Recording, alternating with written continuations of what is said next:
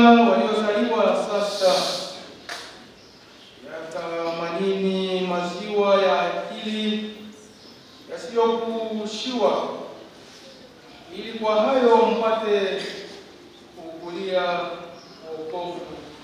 Haleluya. Tunakusanyika kwa jina la Baba na la Mwana na la Roho Mtakatifu. Amina. Bwana awe nani na awe rohoni mwako. Neema ya Bwana wetu Yesu Kristo na upendo wa Mungu Baba na ushirika wa Roho Mtakatifu viwe na ninyi nyote. Na viwe rohoni mwako. Msifu Yesu Kristo. Amina. Dominika hii ya pili ya Pasaka inachukuliwa kama Dominika pia ya huruma ya Mungu.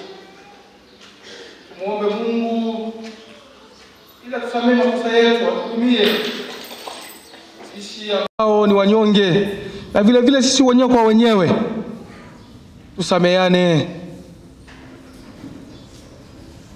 na kumwomba Mungu atuongezee neema na baraka katika imani yetu. Tukumbuke leo wanafanya uzinduzi Radio Maria wanaposherekea miaka 25, wanafanya pia uzinduzi. Kwa hiyo tunasali pamoja na Radio Maria leo, vile vile kwa kumwomba Mama Bikira Maria tuongoze katika ibada hii, aongoze pia na maisha yetu na kazi zetu tunazozifanya kila siku ya maisha yetu. Tumsifuni Yesu Kristo. Ndugu zangu, tukiri dhambi zetu ili tupate kustahilishwa kuadhimisha mafumbo matakatifu.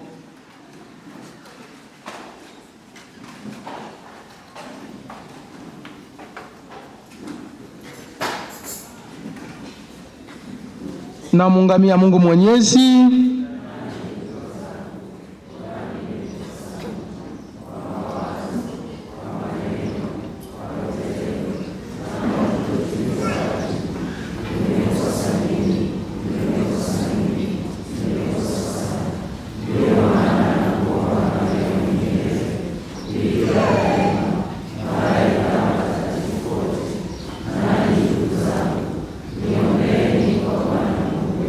Mungu Mwenyezi aturumia, tusamehe dhambi zetu na atufikishe kwenye uzima wa milele.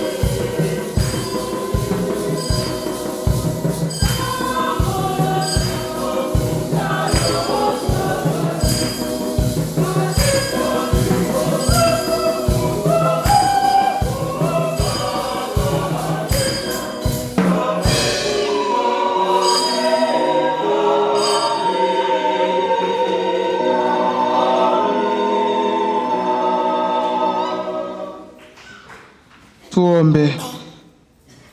Mungu wa rehema ya milele, wewe unaamsha imani ya taifa lako takatifu katika kurudia kila mwaka kwa sikukuu ya Pasaka.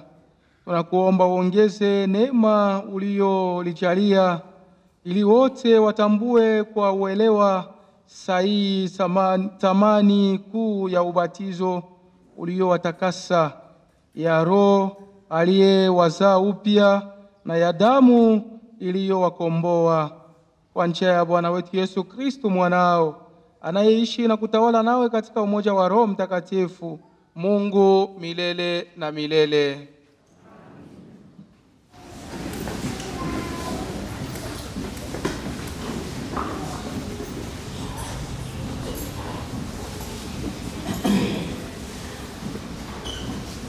Somo katika kitabu cha Matendo ya Mitume.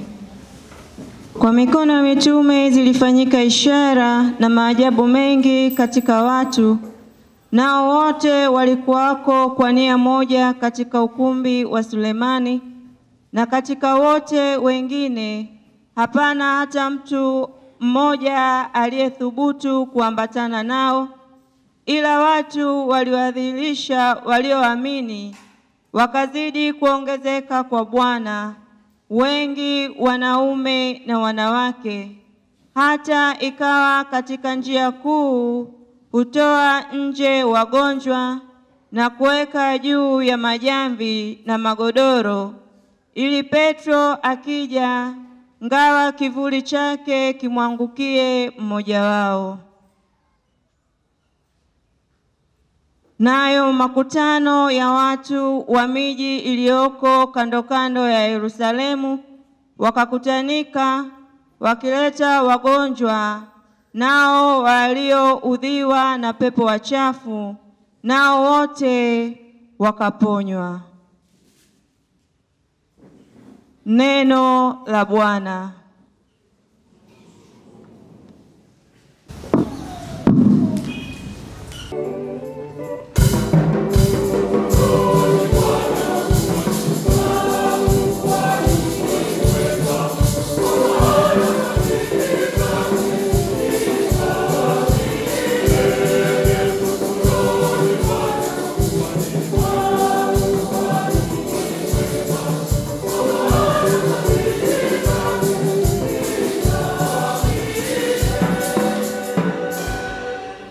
Israeli na aseme sasa ya kwamba fadhili zake ni za milele.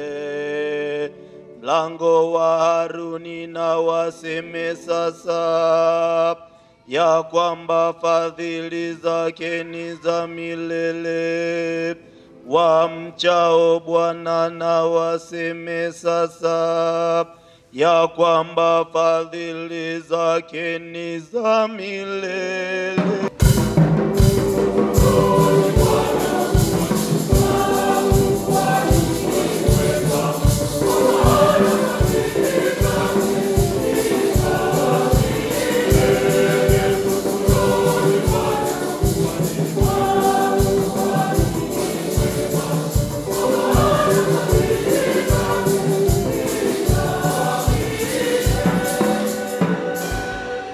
Bwana umetukuzwa, mkono wa kuume wa Bwana utenda makuu. Sitakufa bali nitaishi, nami nitayasimulia matendo ya Bwana. Bwana ameniadhibu sana, lakini hakuniacha nife.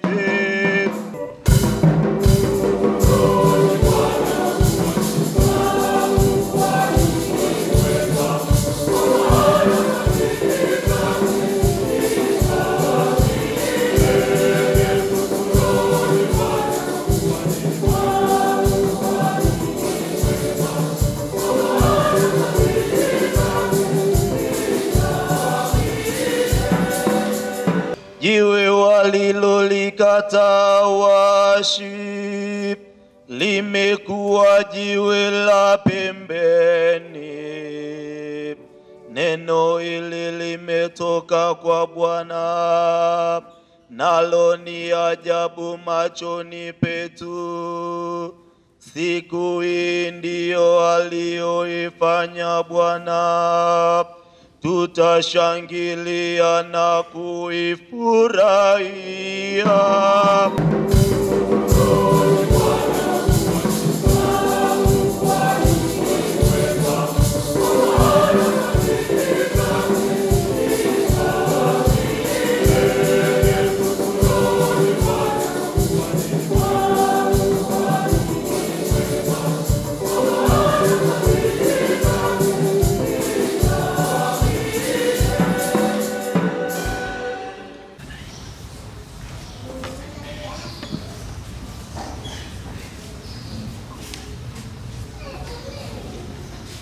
Somo katika kitabu cha Ufunuo. Mimi Yohane, ndugu yenu na mwenye kushiriki pamoja nanyi katika mateso na ufalme wa subira ya Yesu Kristo, nalikuwa katika kisiwa kiitacho Patmo kwa ajili ya neno la Mungu na ushuhuda wa Yesu. Nalikuwa katika roho siku ya Bwana, nikasikia sauti kuu nyuma yangu kama sauti ya baragumu ikisema, haya uyaonayo uyaandike katika chuo, ukuyapeleke kwa hayo makanisa 7. Nikageuka nione ile sauti iliyosema nami, na nilipogeuka niliona vinara vya taa 7 vya dhahabu, na katikati ya vile vinara nikaona mtu mfano wa mwanadamu, amevaa vazi lililofika miguuni na kufungwa mshipi wa dhahabu matitini. Nami nilipomuona, nalianguka miguuni pake kama mtu aliyekufa. Akaweka mkono wake wa kuume juu yangu akisema, usiogope.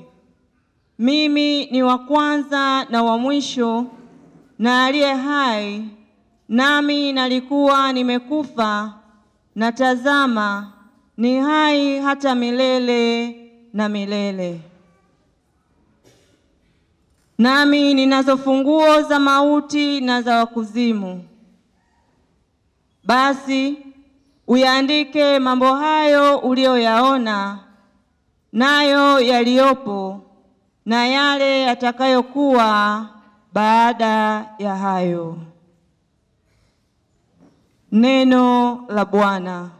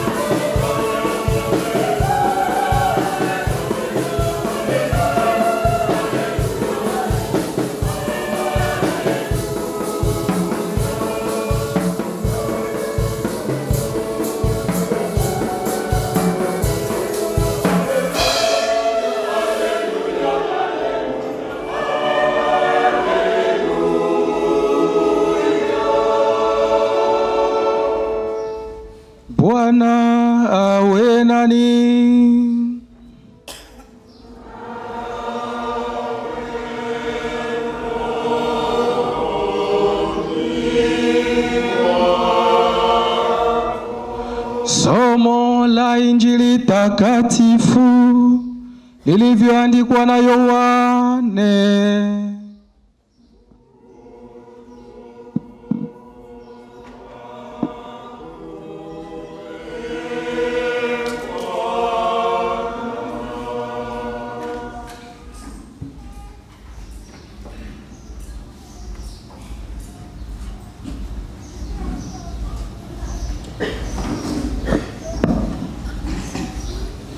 Ikawa jioni siku ile ya kwanza ya juma, pale walipokuwepo wanafunzi, milango imefungwa kwa hofu ya Wayahudi, akaja Yesu, akasimama katikati, akawaambia, amani iwe kwenu. Naye akiisha kusema hayo, akawaonyesha mikono yake na ubavu wake. Basi wale wanafunzi wakafurahi walipomwona Bwana. Basi Yesu akawaambia tena, amani iwe kwenu.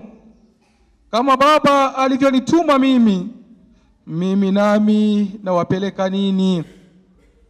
Naye akiisha kusema hayo, akawavuvia, akawaambia, pokeeni Roho Mtakatifu. Wowote mtakaowaondolea dhambi wameondolewa, na wowote mtakaowafungia dhambi wamefungiwa. Walakini mmoja wa wale tenashara, Tomaso aitwaye Pacha, akuwako pamoja nao alipokuja Yesu. Basi wanafunzi wengine wakamwambia, tumemwona Bwana. Akawaambia, mimi nisipoziona mikononi mwake kovu za misumari, na kutia kidole changu katika mahali pa misumari, na kutia mkono wangu katika ubavu wake, mimi sisadiki hata kidogo. Basi baada ya siku 8 wanafunzi wake walikuwemo ndani tena, na Tomaso pamoja nao. Akaja Yesu, na milango imefungwa, akasimama katikati, akasema, amani iwe kwenu.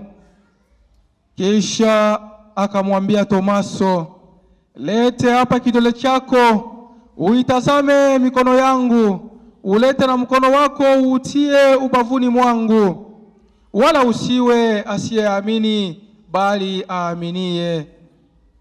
Tomaso akajibu akamwambia, Bwana wangu na Mungu wangu.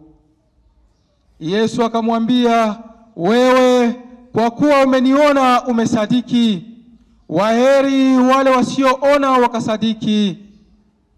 Basi kuna ishara nyingine nyingi alizozifanya Yesu mbele ya wanafunzi wake, zisizoandikwa katika kitabu hiki. Lakini hizi zimeandikwa ili mpate kuamini ya kwamba Yesu ndiye Kristo, mwana wa Mungu, na kwa kuamini mwe na uzima kwa jina lake. Tumsifu Yesu Kristo milele, amina. Tumsifu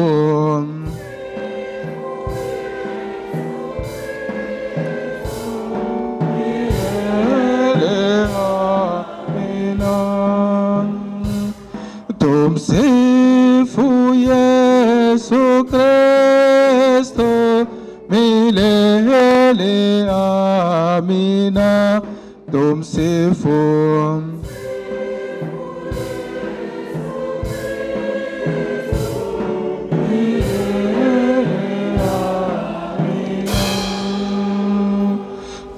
Tumsifu Yesu Kristo milele, amina. Tumsifu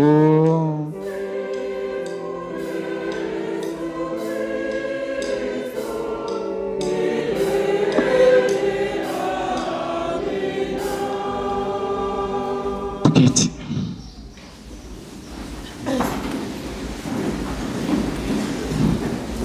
Kristo. Tumaini letu. Kwa nguvu ya Roho Mtakatifu, kanisa la kwanza liendelea kustawi na mitume waliweza kutenda maajabu mbalimbali. Kwa nguvu hiyo hiyo, Wakristo wa kwanza walionyesha moyo wa mapendano na ushirikiano, hata watu waliwatukuza. Je, haitupasi sisi tuige mfano huo? Tunatakiwa kuiga mfano wa hao Wakristo wa kwanza ambao waliiga mfano wa Bwana wetu Yesu Kristo, kupendana, kushirikiana, kuishi maisha ya pamoja. Na nakumbuka vizuri katika kanuni la wamisionari wa Afrika, kawaida tunafundishwa kuishi pamoja. Ni kwa sababu watupo wengi sana, ndio maana mnatuona tunaishi wawili, lakini kawaida tunatakiwa kuanza kuishi watatu kwenda mbele. Na tunapokuwa masomoni, tukienda nje kuzunguka kwenye mihangaiko mbalimbali, tunaambiwa tuanze kwenda tukiwa watatu kwenda mbele. Kwa sababu watatu mnashirikiana vizuri. Mmoja anaweza kukosea, mmoja anaweza katenda haki, mwingine anaweza kakabaki katikati, mnashauriana, mnafanya mambo mazuri. Tumsifuni Yesu Kristo. Katika njozi yake Yohane anamuona Yesu kama kuhani, kama mfalme. Tumesikia mshipi wa dhahabu, na amemwona kama hakimu wa makanisa 7 yaliyokuwa Asia ndogo. Tunakumbuka hayo makanisa 7 tukisoma kitabu hiki cha Ufunuo. Kuna masomo mbalimbali ambayo tunaambiwa kuna tahadhari, kuna wengine wanasifiwa, wengine wanalaumiwa katika masomo haya. Tukiangalia katika hayo masomo 7, wewe ulikuwa mtu hivi mwanzoni, ulikuwa na shauku ya kumsifu Mungu, lakini sasa hivi shauku yako imeenda wapi? Utakuja kuangamia. Tutasikia katika masomo tukisoma katika kitabu cha Ufunuo. Masomo mazuri sana. Ndugu waamini wa Bwana, na katika Injili ya Yohane hii tumesikia Yesu anawatokea mitume kando ya bahari ya Tiberia. Anawatokea, wanakuta wameshadifungia kwa sababu wanaogopa, wanajua ya kwamba kile kilichomtokea Bwana wetu Yesu Kristo nao kinaweza kikawatokea. Ndio maana walizifungia, lakini Yesu Kristo akawatokea. Na tumesikia hadithi hii. Amewatokea kwanza, kuna mmoja wa wanafunzi kuwepo ambaye ni Tomaso. Akawaambia amani iwe nani. Na baada ya hapo Tomaso akarudi. Yeye akasema, mimi nisipogusa viganda vyake pale alipopigwa misumari, na nisipogusa kwenye ubavu wake pale alipopigwa mshale, mimi siwezi nikaamini. Lakini baada ya siku 8 Yesu Kristo akawatokea tena. Akaonekana, akamwambia, wewe usiwe mtu ambaye asiyeamini. Ndio akasema, Bwana wangu na Mungu wangu. Maneno ambayo tunayoyasema mara nyingi, labda tunayasema kwa ukimya, lakini katika liturujia zingine kama liturujia ya Kongo tunasema kwa sauti. Tunaponyanyua ekaristi, tunaponyanyua kikombe ambacho kinajaa damu ya Bwana wetu Yesu Kristo, waamini wa Bwana wanasema Bwana wangu na Mungu wangu kwa sauti. Ndugu waamini wa Bwana, Roho Mtakatifu huyu ametolewa kwetu ili kushuhudia imani yetu katika Yesu mfufuka. Hatupaswi kuogopa tena kwa Wakristo wa kuishi kama Wakristo. Hatupaswi kuogopa jinsi hawa waamini wa kwanza, hawa Wakristo wa kwanza walikuwa naogopa. Sisi hatupaswi kuogopa kuwa Wakristo. Kwa nini tunaogopa? Wengine ni vigumu tukitoka nje kujulikana, kuwajua kwamba huyu ni Mkristo, kuwatenganisha na wapagani ni vigumu. Lakini Mkristo hapaswi kuogopa. Anatakiwa aoneshe maneno na matendo yake kwa kila mmoja kwamba yeye kweli ni Mkristo, na tunatakiwa kujivunia Ukristo wetu. Lakini kuna siku moja nimewaambia ya kwamba Mkristo anatakiwa kuonekana kwa sababu sisi Wakristo tunajuana. Na niliwapa mfano siku moja kwamba nilienda Kasamwa, kijijini pale Kasamwa, Geita. Na nilifika sehemu fulani, watu walikuwa wanabishana pale. Na mimi ndo nikaingia. Mmoja matendo. Hata tunapotembea unaona tu kwamba huyu ni Mkristo. Utaona tu. Utasema huyu ni Mkristo. Kuna kijana mmoja alisema, na mimi ndo nikaingia akasema, hivi kaka unajua hicho anachokisema ni kweli? Nikasema ndio. Ni kweli. Sisi Wakristo tunajuana. Kwa matendo sisi tunavyofanya utasema tu huyu ni Mkristo. Hata barabarani ukiona mtu jinsi anavyoongea, anavyotembea utasema huyu ni Mkristo. Akaniambia kivipi? Baadaye akaniuliza ya kwamba hivi wewe unaweza ukajua mimi ni wa dini gani? Nikamwambia naweza nikajua. Baadaye nilimwangalia akaniambia niambie mimi nasali wapi? Baadaye nilimwambia wewe ni Muislamu. Aliangalia upande wa kushoto, akaangalia upande wa kulia, akaanza kucheka. Nikasema unacheka nini? Akaniuliza unajuaje kwamba mimi ni Muislamu? Nikamwambia si wametoka kukuambia kwamba sisi Wakristo tunajuana. Hata kwa maongezi, hata kwa kutembea tunajuana. Akasema anashangaa una uchawi? Nasema hakuna uchawi wowote hapa. Hakuna uchawi wowote. Hata ukiniambia mtu mwingine nikiongea naye kwa dakika chache nitajua ya kwamba huyu ni Mkristo au sio Mkristo. Na mara nyingi nitajua ya kwamba huyu ni Mkatoliki au sio Mkatoliki. Akasema kivipi? Nikasema najua. Kwa kweli alishangaa. Lakini sisi Wakristo ndio hivyo, ndio maisha yetu. Kwa jinsi tunavyoishi, kwa jinsi tunavyotenda, kila mtu anatakiwa ajulikane kwamba huyu ni Mkristo. Mkristo anatakiwa awe na utofauti na mtu mwingine ambaye sio Mkristo. Sasa unakuta sisi Wakristo tunachanganyikana na watu jinsi wanavyofanya, na sisi ndio hivyo hivyo, hakuna utofauti. Tunatakiwa tujifanye kuwa tofauti kidogo na wengine, kwa sababu sisi tunaiga mfano wa Bwana wetu Yesu Kristo. Tunaiga mfano wa Bwana wetu Yesu Kristo, na mfano wake ni kutenda mema, ni kutenda haki, ni kuwasaidia maskini, na ni kuwafanya wengine pia waige mfano huu. Mitume walitikia wito wa Bwana wetu Yesu Kristo.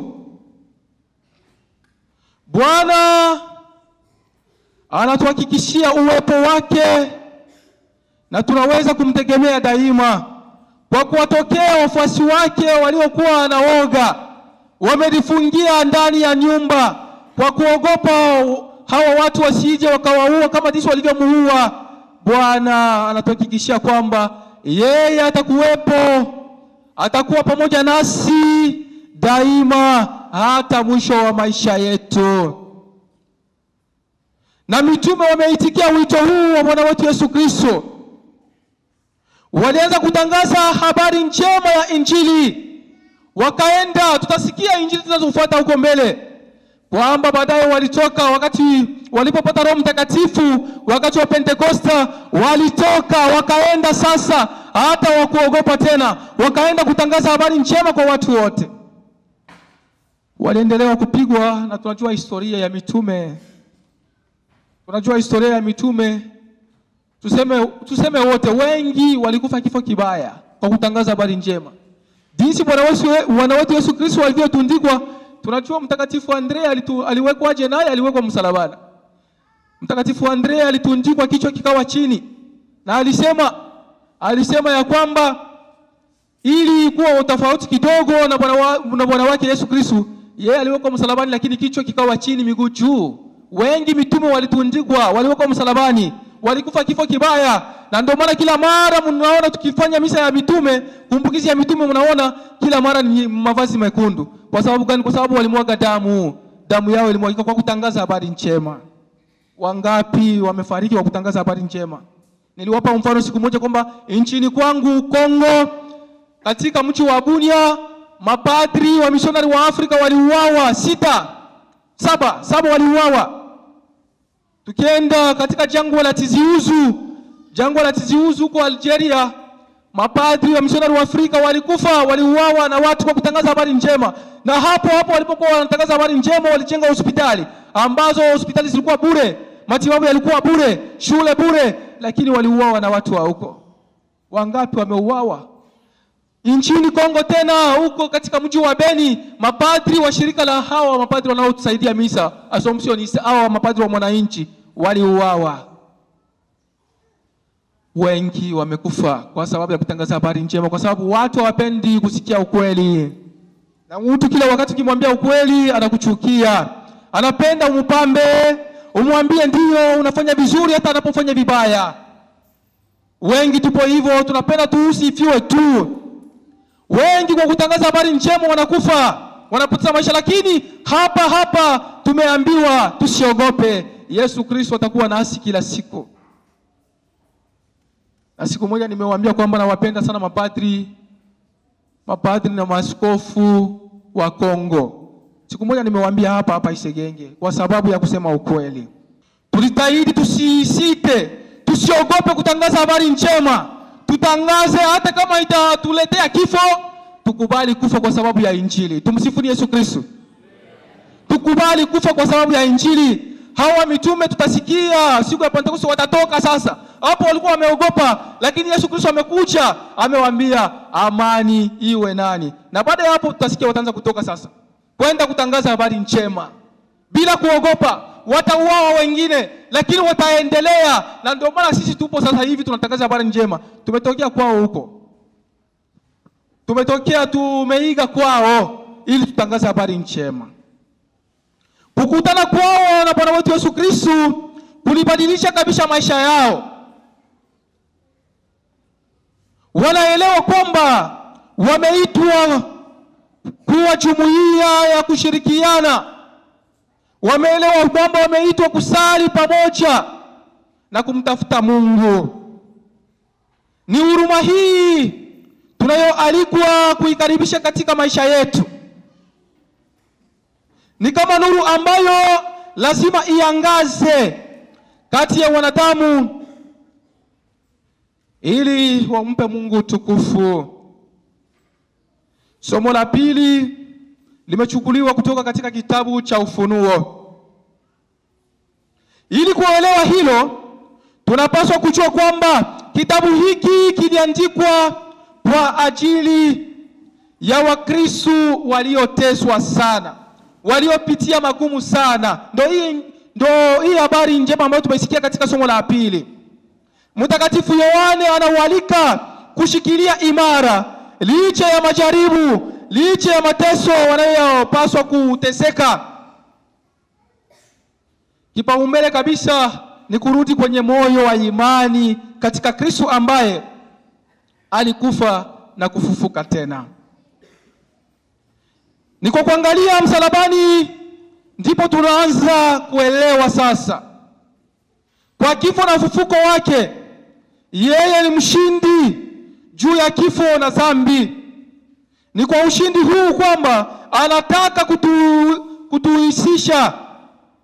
Ujumbe huo wa tumaini unatufikia katika ulimwengu ambao Wakristo wengi wananyanyaswa. Wengi wanapata shida, hawana uhuru wa kutangaza habari njema kwa sababu wanaogopa. Ni miezi miwili imepita niliwaambia kwamba mapadri wetu 2 wamefukuzwa Algeria. Wamefukuzwa Algeria, mmoja Mzambia, mmoja Burkina Faso, kwa sababu wataki wapate Injili. Wengi wa Kristo unaposema ukweli watu wanakuchukia, hawapendi wasikie Injili, habari njema. Lakini bado Bwana yupo, na bado Bwana ataendelea kuwa nasi. Anaungana nasi katika mitihani na mashaka yetu kila siku ya maisha yetu. Tunapokusanyika kanisani, Tunajifunza kumtambua Bwana wetu Yesu Kristo kama Bwana wetu na Mungu wetu. Kama tulivyosikia Tomaso akasema, Bwana wangu na Mungu wangu. Na sisi tunajifunza. Anaomba tu kuungana nasi ili kutusaidia kutoka kwenye kifungo chetu cha kukua katika imani. Tukue katika imani. Imani hii tunayoalikwa kutangaza ni chanzo cha amani. Imani hii tunayoalikwa kutangaza ni chanzo cha amani, ni chanzo cha furaha, ni chanzo cha upendo. Zaidi ya yote ni chanzo cha muungano wa karibu sana na Bwana wetu Yesu Kristo mfufuka. Na kupitia yeye tunaunganishwa na Baba yetu aliye mbinguni, ambaye ni baba yake na Bwana wetu Yesu Kristo. Ndugu waamini wa Bwana, katika Jumapili hii inayohitimisha oktava ya Pasaka, tunamsikia Bwana wetu Yesu Kristo akitutakia amani. Hii si salamu tu, ni zawadi anayotoa kwa wanafunzi wake. Na kila mmoja wetu anamtolea hii zawadi, amani iwe kwako, amani iwe kwangu. Amani hii ni ushindi wa upendo juu ya uovu. Amani hii ni matunda ya msamaha na huruma ya Mungu. Yesu analekeza amani hii kwa wanafunzi ambao walikuwa wamemwacha, walimkimbia, walikuwa wamemwacha peke yake ili kukabiliana na mateso na hadi kufa. Wote walimkimbia, lakini hajasita kuwapa amani. Walikuwa wamemwacha peke yake ili kukabiliana na mateso na hadi kufa. Wao wenyewe walihisi kutishwa. Walitarajia kukamatwa na kuhukumiwa pamoja na Bwana wao. Ni kujikinga na hatari hii kwamba wanajificha na kujifungia mahali pasiri. Wanajifungia katika nyumba fulani kwa sababu walikuwa wanaogopa. Hapo ndipo Bwana wetu Yesu Kristo anapokutana nao pale walipo. Anaungana nao kuwapa ujumbe wa amani, ambao ndio ujumbe wa Pasaka. Ujumbe wa amani ni amani ya ufufuko, ni amani ya rema yenye kusamehe, amani inayogusa moyo. Huu ndio ujumbe wa amani ambao Kristo mfufuka anahutubia leo.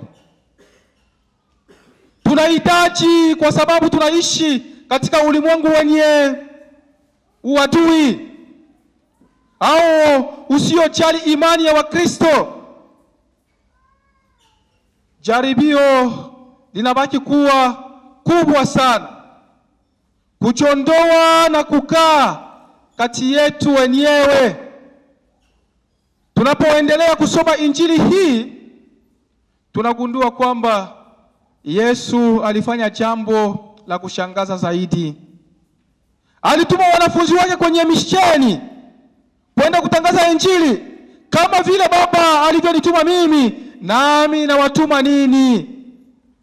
Angeweza kujisemea kwamba hawezi kuwategemea kwa sababu walimkimbia msalabani. Angeweza kusema kwamba hawezi kuwategemea kwa sababu si wa kutegemewa, watu ambao walimkimbia, walimwacha mwenyewe. Lakini baada ya hayo amekuja kuambia amani iwe kwenu na kuwatuma waende watangaze habari njema. Na sasa licha ya udhaifu wao na usaliti wao, anafanya upya imani yake kamili kwao. Anawapa Roho wake Mtakatifu ili waweze kueneza msamaha wa dhambi ulimwengu pote, msamaha ambao ni Mungu pekee awezaye kutoa. Pendo kuu la Yesu lilitoka Kalvari, msamaha wa dhambi niliupata Kalvari. Alinipenda Yesu akaingia gharama, msamaha wa dhambi niliupata Kalvari. Alilipa deni zangu kwa gharama ya mauti, msamaha wa dhambi niliupata Kalvari. Ndugu waamini wa Bwana, leo kama zamani kanisa limetumwa kupeleka kwa wanadamu msamaha wa dhambi. Lilipewa utume wa kukuza ufalme wa upendo na kupanda amani mioyoni. Hivyo roho ya Kristo mfufuka anafukuza uoga ndani ya mioyo ya mitume.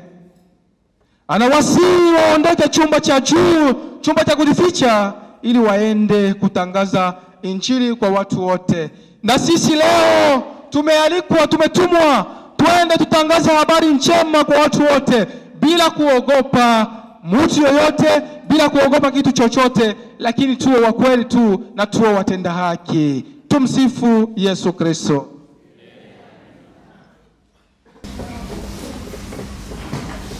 Ndugu zangu, tukiri imani yetu.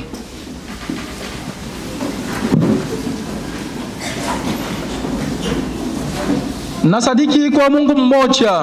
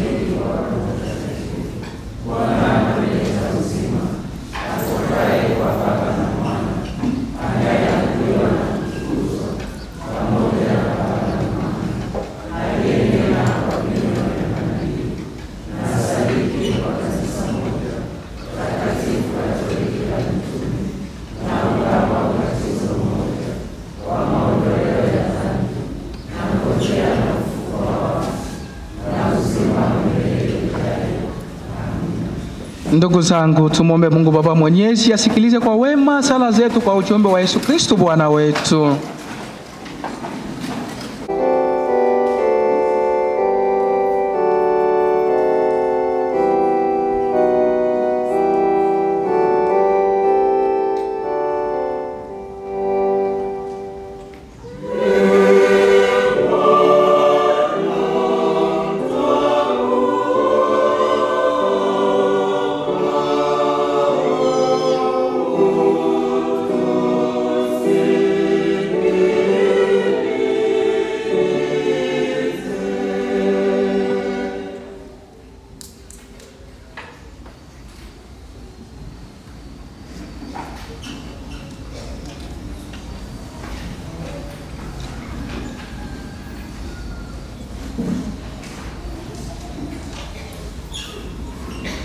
Bwana Yesu, ulimwambia Petro na wenzake watupe jarifa ili kuvua samaki.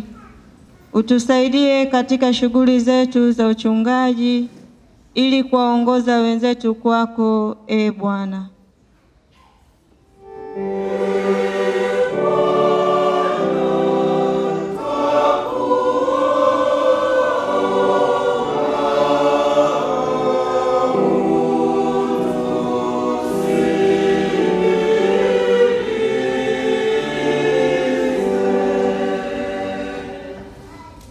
Imani yetu ni dhaifu sana, Uamshe imani yetu kama ulivyoamsha imani ya mitume wako, e Bwana.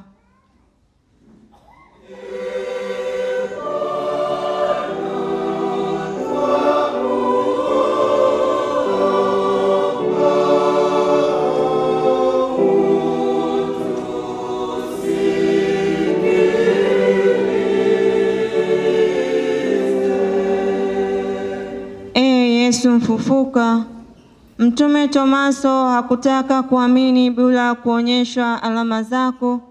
Utusaidie kuonja nguvu yako katika maisha yetu ili kuimarisha imani yetu, e Bwana.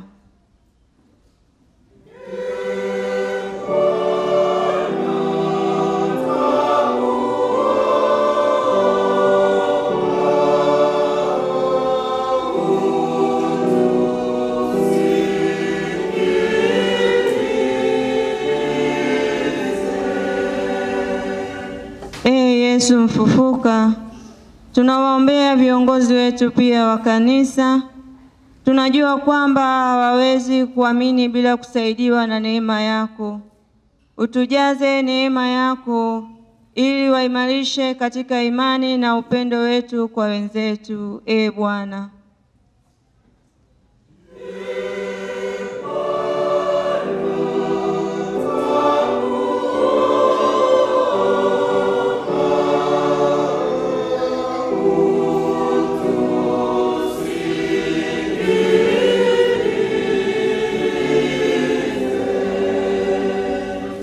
Bwana Yesu, tunaiombea pia nchi yetu. Upeleke amani yako katika viongozi wetu na raia wote kwa ujumla, ili tuweze kuishuhudia ile kweli katika wewe. E Bwana, tunakuomba.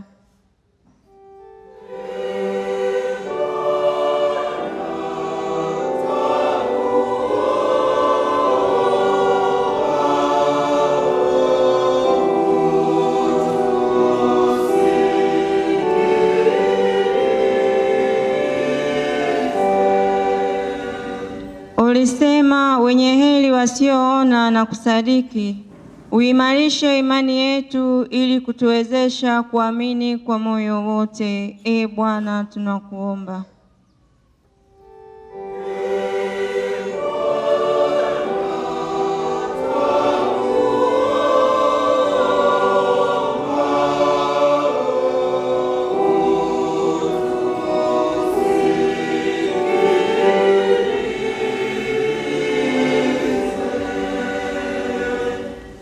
Yesu mfufuka, tunaiombea pia Radio Maria katika nyakati hii za kuadhimisha miaka ya 25. Uzidi kuwapa tumaini la kuweza kuongoza watu ili waweze kuifuata imani yetu Katoliki. E Bwana, tunakuomba.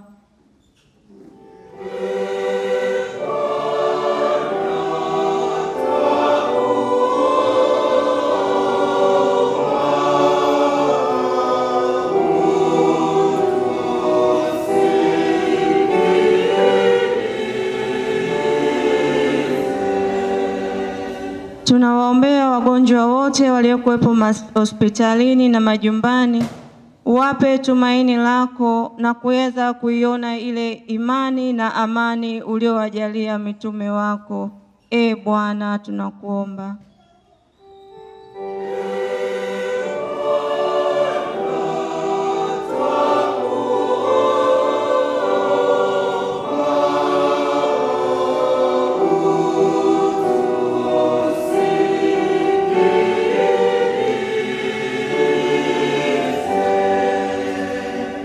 Baba Mwenyezi, tunawaombea marehemu wetu wote waliotangulia, hasa Baba Mtakatifu. Tunaomba aweze kusherekea nawe katika bustani ya umilele. La milele umpe Bwana, apumzike kwa amani. La ya milele uwape marehemu wote wa kigango chetu, e Bwana, wapumzike kwa amani. E Bwana, tunakuomba.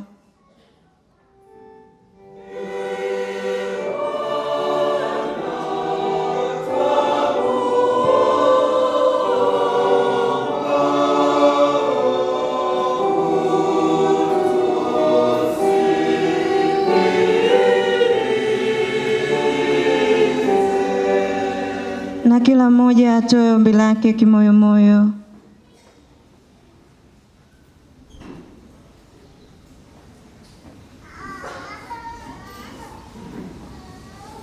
Ee Bwana, tunakuomba.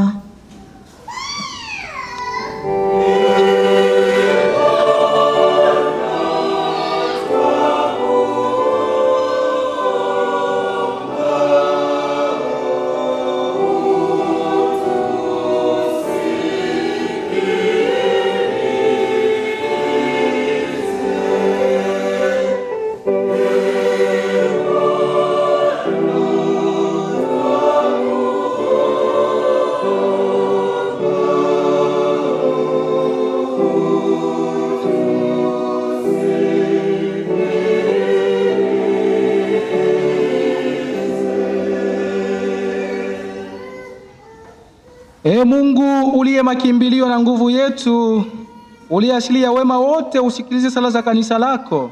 Utujalie ili hayo tunayoyaomba kwa imani tuyapate kweli, kwa njia ya Kristo Bwana wetu.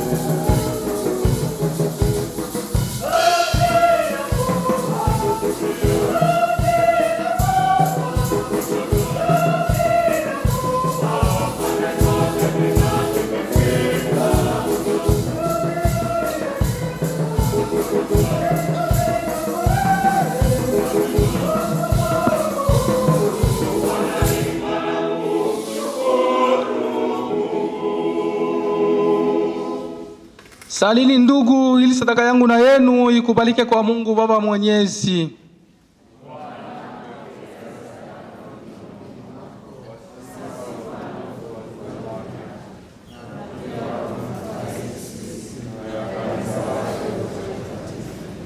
Bwana, tunakuomba uvipokee vipaji wanavyokutolea watu wako, ili wakiisha kufanywa wapya wa kuliungama jina lako, na kwa ubatizo wapate kufikia heri ya milele.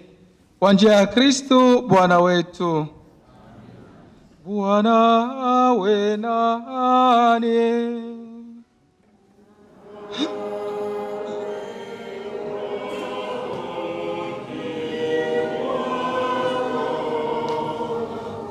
Enueni mioyo.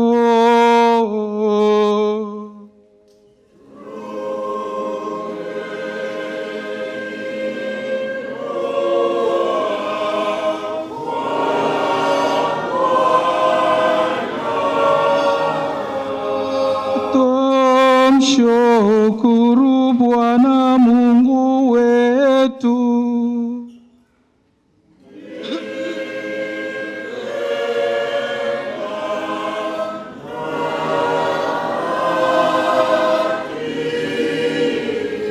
Kweli ni vema na haki, tendo la kufaa na la kuleta wokovu, kukutukuza kila wakati Bwana, lakini hasa wakati huu kutangaza utukufu wako, kwa kuwa Kristo Pasaka wetu ametolewa sadaka.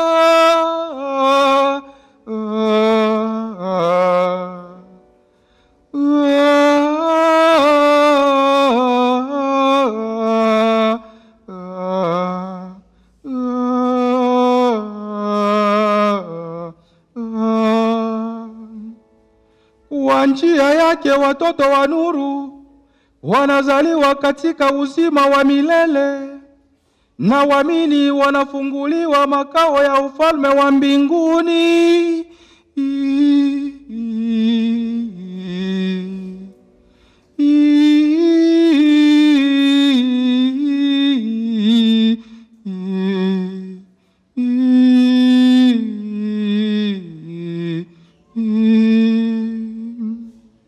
Kwa kufa kwake tumekombolewa katika kufa kwetu, na katika ufufuko wake uzima wa wote umefufuliwa.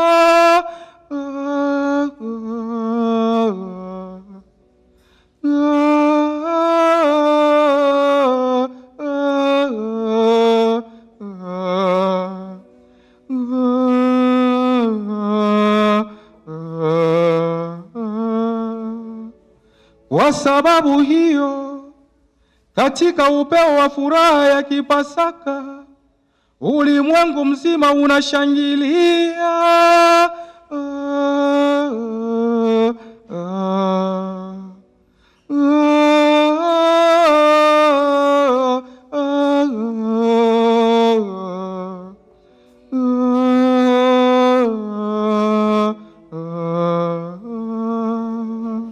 Lakini pia nguvu za mbinguni na majeshi ya malaika wanaimba utenzi wa utukufu wako, wakisema bila mwisho,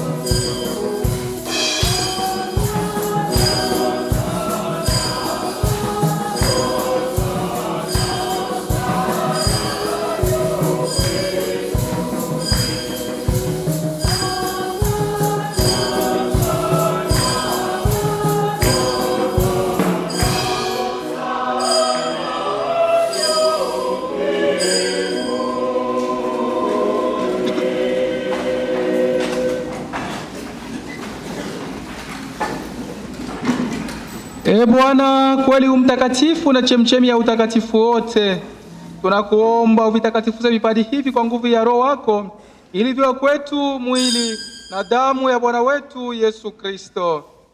Yeye alipotolewa na kuingia kwa hiari katika mateso yake, alitoa mkate, akashukuru, akaumega na akawapa wafuasi wake akisema, twaeni mleni yote, huu ndio mwili wangu utakaotolewa kwa ajili yenu.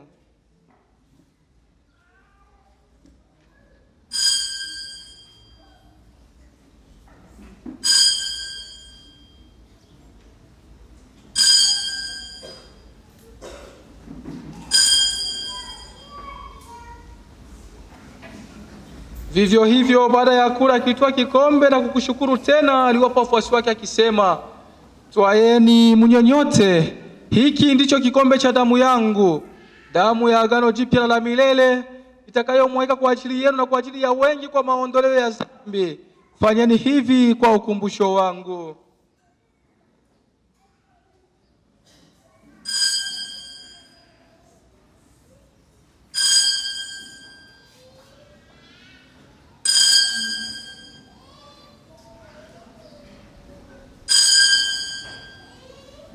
Fumbo la imani.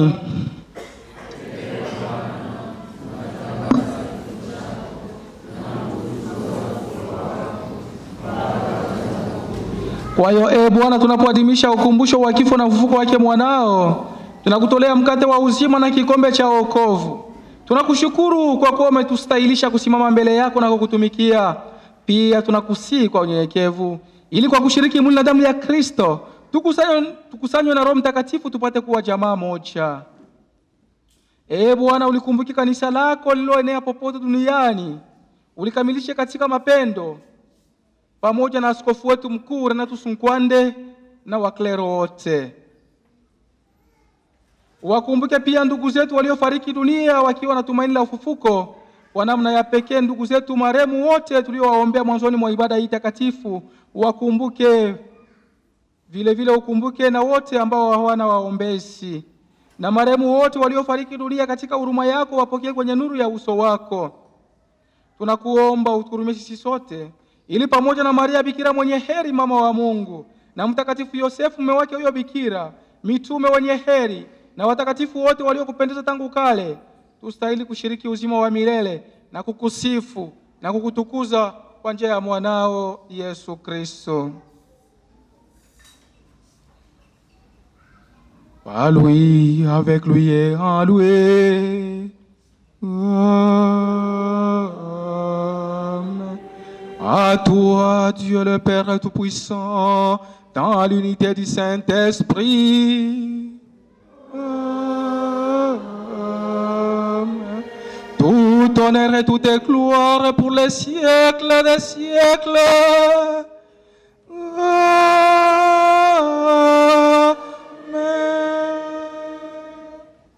Kwa kulitia agizo la Mwokozi wetu na tukifuata mafundisho yake ya kimungu, tunasubutu kusema: Baba yetu uliye mbinguni,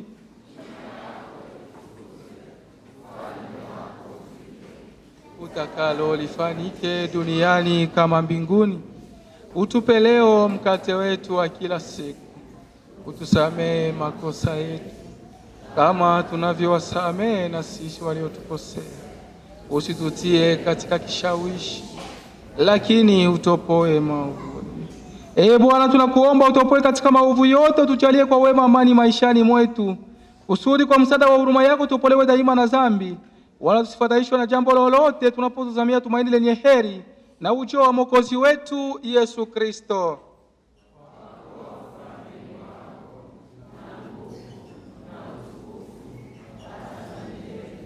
Bwana Yesu Kristo, uliyewaambia mitume wako, amani na wachieni, amani yangu na wapa, usitazame dhambi zetu, ila tu imani ya kanisa lako. Upende kulijalia amani na umoja kama ilivyo mapenzi yako, unaishi na kutawala milele na milele. Amani ya Bwana wetu Yesu Kristo iwe nani siku zote. Ndugu katika Kristo, tupeane amani.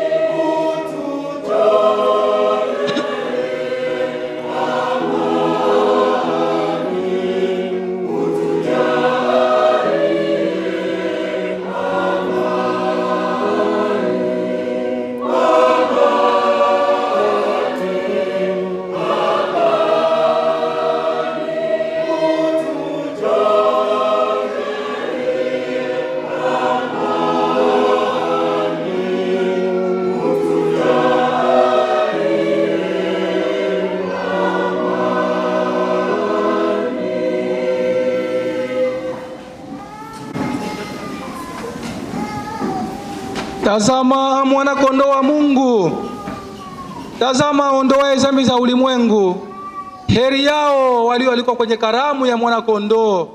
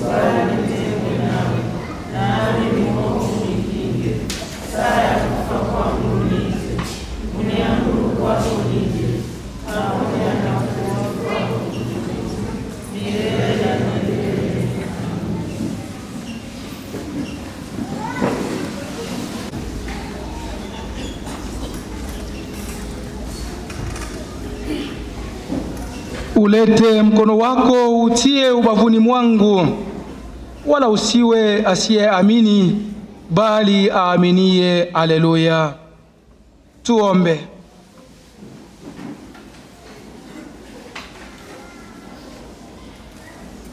Mungu Mwenyezi, tunakuomba utujalie ili sakramenti ya kipasaka tuliyoipokea iendelee kufanya kazi daima katika roho zetu kwa njia ya Kristo Bwana wetu.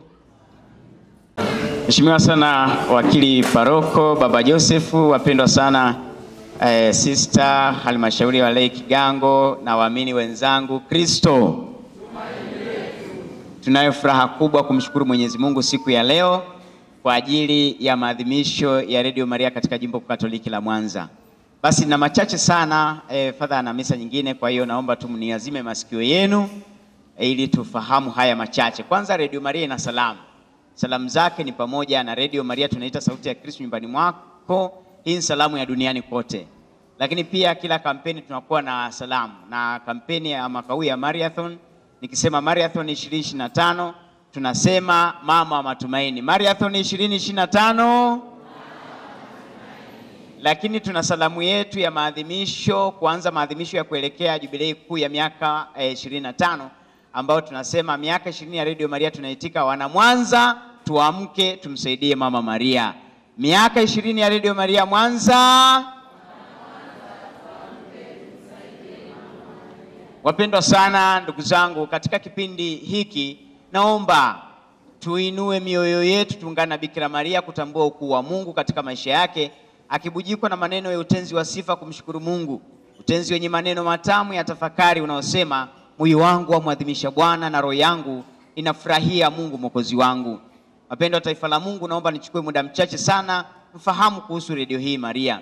Radio Maria kwa hapa Tanzania ilianza kurusha matangazo yake rasmi tarehe 26 Aprili mwaka 1996, yani jana tumetimiza miaka 29 katika nchi yetu ya Tanzania. Na ilianza katika Jimbo Katoliki la Songea, lakini kwa Mwanza ilianza kurusha matangazo yake tarehe 23 mwezi wa 5 2005. Yani mwaka huu tunaadhimisha miaka 20 na tunaanza safari ya kutafuta jubilei kuu ya miaka 25.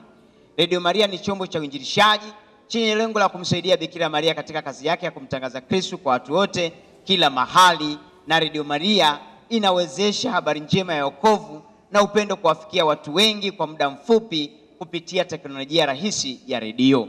Imekuwa msaada mkubwa katika uinjilishaji, hasa katika kuwafundisha watu misingi na maadili ya kanisa letu Katoliki, ikiwalenga wazee, wagonjwa, wafungwa na wasiojiweza na watu wa rika zote. Kila aliyewezesha Radio Maria alijisikia furaha na amani. Ndugu zangu, Radio Maria duniani kote inawezeshwa kwa misingi ya majitoleo duniani kote, ambako tuko zaidi ya nchi 80. Lakini hapa Tanzania tuna masafa 48. Na ili kukidhi mahitaji makubwa ya uendeshaji wa Radio Maria, kama nilivyokwisha kusema kwamba haina matangazo ya biashara, basi tuna kampeni kuu mbili. Kampeni ya kwanza hufanyika mwezi wa 5 ambayo inaitwa mbio za Maria au marathon.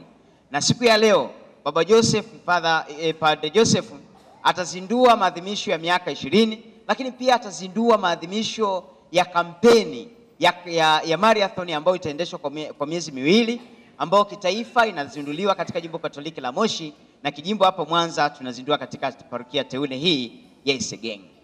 Kampeni hizo zote mbili inawezesha sasa katika malengo makubwa ya uendeshaji pamoja na kuongeza vituo.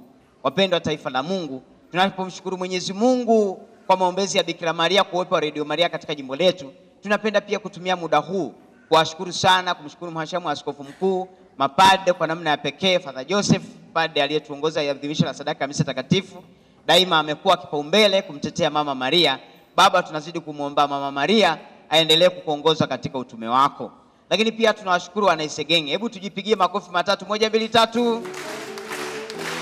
Hongereni sana kwa daima mmekuwa mkimpokea Mama Maria, na hakika katika parokia hii teule itakuwa ni parokia ya Mtakatifu Margaret ambaye Bikira Maria jicho lake daima litakuwa hapa. Leo tunapomshukuru Mwenyezi Mungu kwa baraka na neema, tunazidi kuwasihi sana wanaparokia hii teule. Jamani, muendelee kumshika Mama Maria, mtambue upekee wake katika maisha yenu na maisha yetu.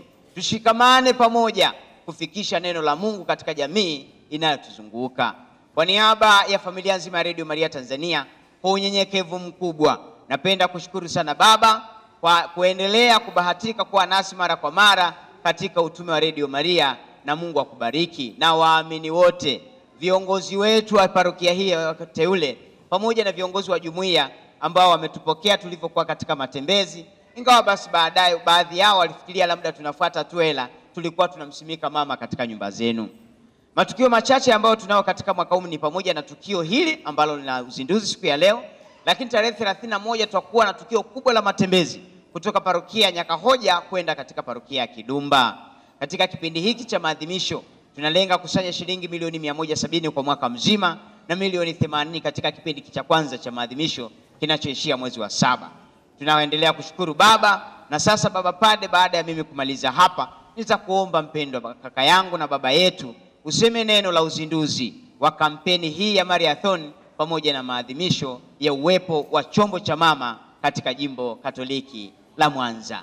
Nimalizie na maneno haya yanayosema, moyo wangu wamwadhimisha Bwana na roho yangu inafurahia kwa sababu ya Mungu Mwokozi wangu. Kabla sijaacha kiongeleo hiki, niwatambulishe wachache waliowakilisha uongozi waliotufikia hapa. Naomba nimtambulishe dada Judith Masanja, yuko pale, anatokea parokia ya Mkulani, ni mmoja kati yetu, ni mmoja kati ya viongozi. Lakini namtambulisha kwenu pia Bwana Sylvester Kwangula, katibu wa marafiki wa Radio Maria katika jimbo Katoliki la Mwanza, na yeye asimame, yuko pale. Kaka mwenye mwili wake wa kutosha, ni bonge kweli kweli, tunamshukuru. Mimi sina maneno mengi ya kuongea, lakini tunajua umuhimu wa Radio Maria. Na tunajua umuhimu pia wa Mama Maria mwenyewe. Na Mama Maria anatusaidia sana katika maombezi yake. Kwa hiyo maneno machache niseme tu, rasmi tumezindua kampeni hii. Lakini sasa Radio Maria inahitaji msaada wetu. Radio Maria inahitaji msaada wa kila mmoja. Sasa kwa kuzindua rasmi kampeni hii, niwaombe sana waamini. Anajua Isegenge tunashirikiana vizuri sana. Na kila mara nawaambia, mimi Isegenge kila mara nikiwa Isegenge ni nyumbani. Kwa sababu kila mara naona kwamba najisikia kabisa nipo nyumbani kabisa. Kwa hiyo niwaombe sana, kama tulivyofanya kipindi kile, kwa kuwawezesha hawa ndugu zetu, kwa kujiwezesha sisi wenyewe. Kwa sababu Radio Maria ni radio yetu na inatutangazia habari njema kila siku. Basi niwaombeni sana wote kwa wingi. Wale ambao waliokuja na bahasha za Radio Maria tusogee, vile vile na wengine waamini wote. Basi tujitolee kwa kile kidogo tulichonacho, tusaidie radio hii endelee kututangazia habari njema. Mimi mwenyewe nitapita tu nichukue kisonzo ili tusaidie Radio Maria. Asanteni sana na karibuni sana.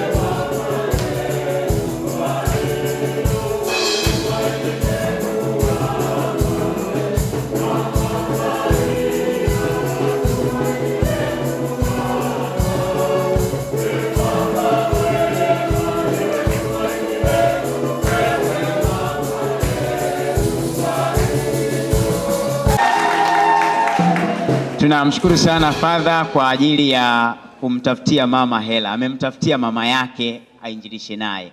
Baba, tunakushukuru sana.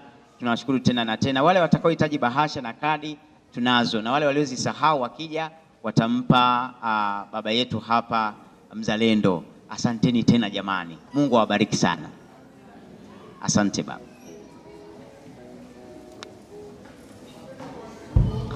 Niwashukuru sana kwa sababu ni tukio ambalo labda wengine walikuwa walitegemei, lakini jinsi mlivyojitokeza, mimi nawaombeeni Mungu awabariki sana, na pale popote mlipotoa Mungu awazidishie tena, aendelee kuwaongezea tena, na baraka ya Mungu washukie pamoja na familia zenu zote na biashara yenu yote.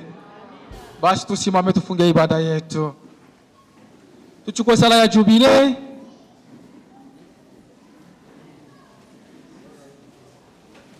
Baba uliye mbinguni,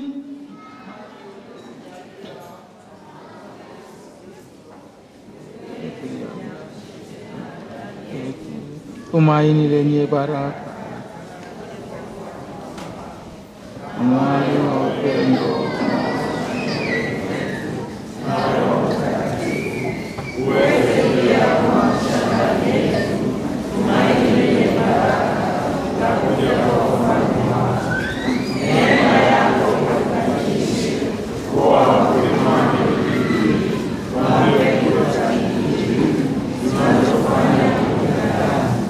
ulimwengu na uinuke kwa taratibu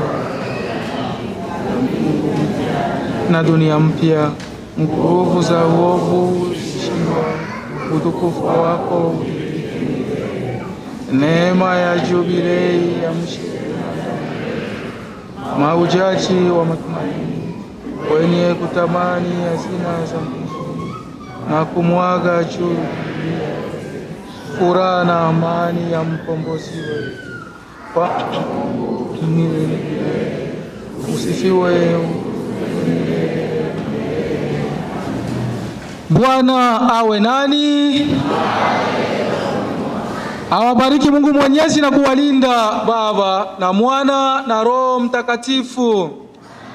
Ibada yetu imekwisha, nendeni na amani ya Kristo. Na watakieni Jumapili njema.